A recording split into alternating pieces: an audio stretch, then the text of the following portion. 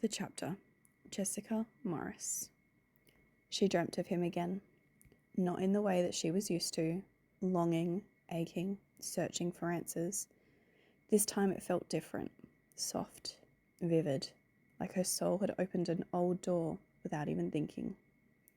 Like he was the one that was aching and longing for her instead. In the dream, a co-worker asked her name but called her Jessica Morris.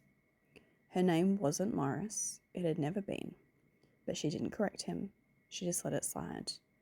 It felt oddly natural and rude to interrupt. He bought her a coffee, and somehow that small act anchored her into feeling safe here in this world, in this weird alternate universe she had found herself in. Then he appeared. He walked into the scene like he belonged.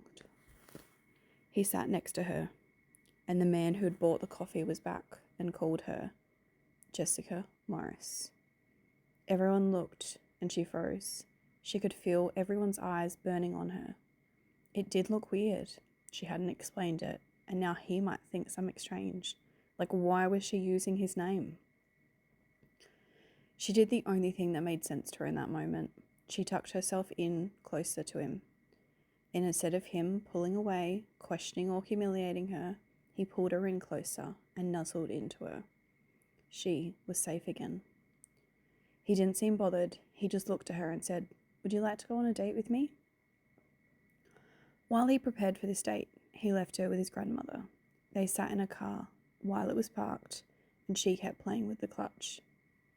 His grandmother was talking and sharing truths and knowledge like some spiritual ancestor, and she found herself trying to listen harder, trying to remember what she was saying for when she'd wake up. She liked his grandmother, felt safe around her, familiar. When he returned, she was led to him, almost like a ceremony or a quiet reunion that had already happened before. He held her hand, gentle but sure.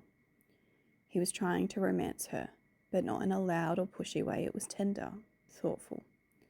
She could tell how much effort he'd gone to, and she could feel how nervous he was. They walked together down a path, surrounded by green gardens, and as they did, frogs started to appear, little green ones hopping about. "Oh my God, look at them," she said.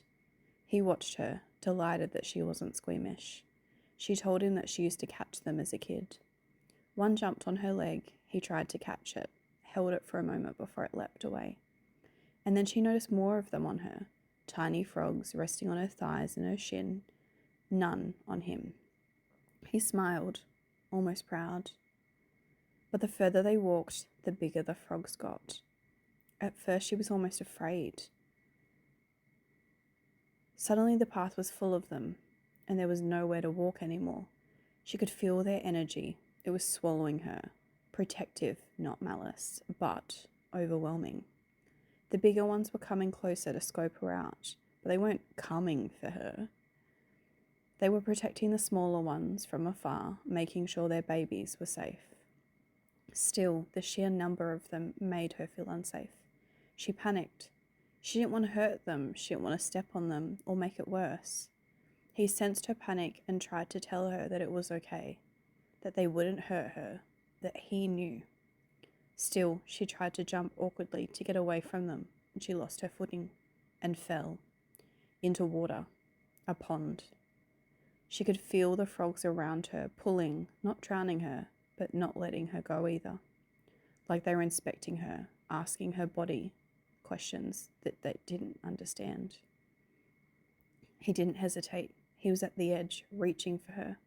He stayed calm, and somehow, eventually, without really knowing how, she was out, safe, because of him. She woke up with the feeling of the water still on her skin and the sensations of the frogs on her leg. The echo of the name Jessica Morris ringing in her ears. She wondered why he had shown up in her dream. It was nice. She felt so loved by the dream him, so safe, his admiration radiating her into her real life.